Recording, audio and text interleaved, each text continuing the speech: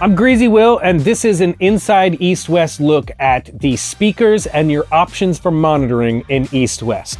Now, every studio at EastWest has its similarities and its differences when it comes to the monitoring.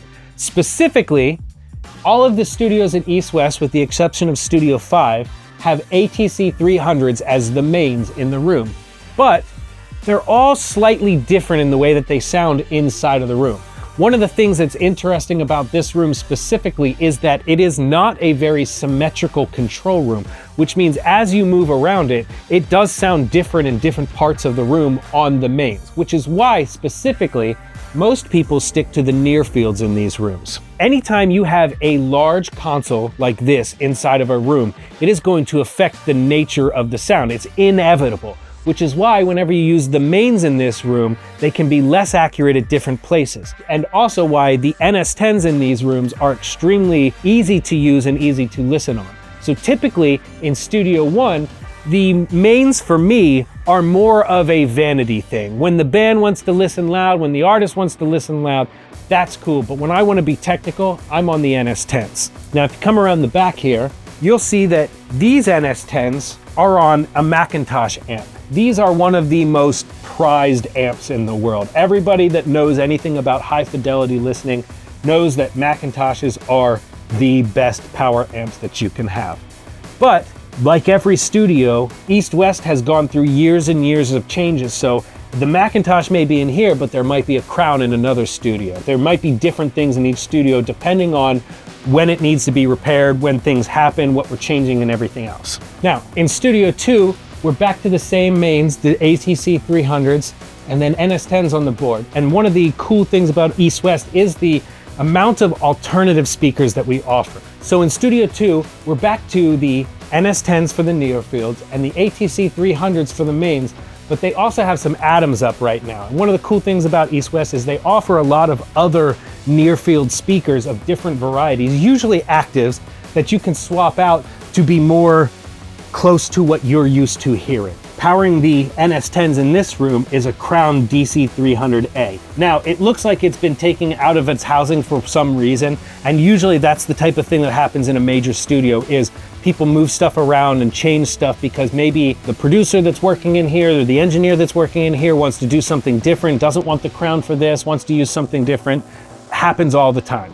What's up, dog? You can continue on. I'm just popping through to do a real quick thing here. Now, in Studio 3, again, the NS10s are the near fields, but right now they have these focals up. And like I said, swapping out the alternate near fields inside of the studios is one of the cool things about working in a professional studio, is to say like, look, I'm not super comfortable on NS10s, which everybody should be comfortable on NS10s. And if you're not, you're a weirdo and you need to get better at this job. But if you are not comfortable on NS10s, you could put up something that you're more comfortable with, like these focals, or even bring your own speakers. And there's always an option to very quickly connect your own stuff. And again, in this room, the ATC 300s. Now, for me personally, I think that the ATC 300s sound the best in this room and in Studio 2. In Studio 2, they sound real punchy and they have a great bottom end. In Studio 3, they fill up this room so perfectly, it feels like it was meant for it. So I personally, in Studio 3, have no problem going to the mains anytime. And in Studio 2, have no problem going to the mains. But like I said, I avoid them in Studio 1 because I feel like they're less accurate and your decisions aren't as good in Studio 1. In this room, there is a Crown DC300A, but there's also a Bryston. So there's options in here for what you're going to use for your monitoring amp for your NS10s or your near fields, whatever it may be. Now here in the engine room is where all your options come to life. This is where we keep all of the spare sets of speakers. You can see plenty of pairs of NS10s back here. Also some Oratones. And my personal favorites before I got my NS10s were these Proax. These are really great passive speakers. I'm a big fan of those. There's also some more amp options back here. That's another Macintosh. Looks like another Crown down here. Lots of options for both your passive monitoring and the amps to go along with it. And then over here, these Dynaudio BM15s. And then there's the focals in the rooms. There's also some ATC 50s.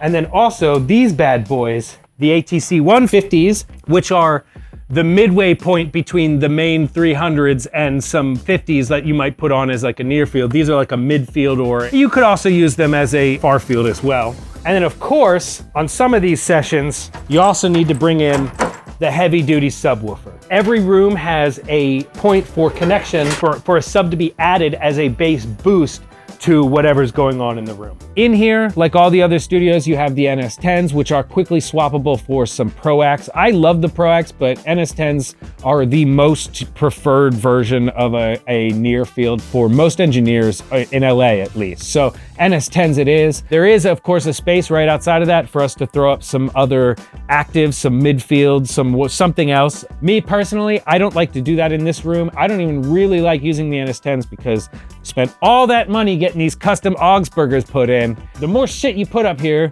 the less I get to hear good in my favorite position, which is right here. You start stacking speakers up, and then next thing you know, you don't get to hear shit. It's so annoying. And then you gotta stand up and do this thing, you know, oh yeah, okay, all right. And then like the artist is standing back there the whole time judging you. I don't like that either. So use the Augspurgers in Studio 5. These are great. Unless you can, of course, if you're tracking, then go to the NS10s. But Augspurgers Customs, these are great sounding speakers. I was here with George himself whenever he was tuning the room. He still, or at least he did when they built this room, came to the room and tuned it himself, which I thought was pretty cool. He sat in the back and he listened to some Fleetwood Mac on his and had his little iPad, and he dialed in the room personally, you know, which I thought was awesome. And then the first session we did in here, somebody was like, bro, feels like that studio don't really thump like it should. And of course, you know, it's like, oh, fuck, okay, well, like, I guess probably Fleetwood Mac's not the thing to tune the system on whenever you're catering to like rap clients. So we added a little boom boom room up in here, which is cool. It's easy to do via this little white instruments equalizer over here. There's some profiles on here that you can quickly swap between for different types of clients that might be in the room. Obviously, if you're the Fleetwood Mac type, you probably don't want the boom boom room EQ mode on. You know? Maybe you do. Maybe you love the boom boom room EQ, who knows? These are some big subs down here. These are some big boys down here. I believe these are 18s, they're enormous. These are enormous speakers, and it moves low end in this room. So running the NS10s in here is this Bryston, and then running all of the Augspurgers are all of these Brystons. You can see that's some 4B technology right there, I'll tell you what. And that is the Studio 5 monitoring situation. Make sure that you follow East West on all of their social media, and also follow me if you're not already at Greazy Wil. And we will show you even more of the rest of East West.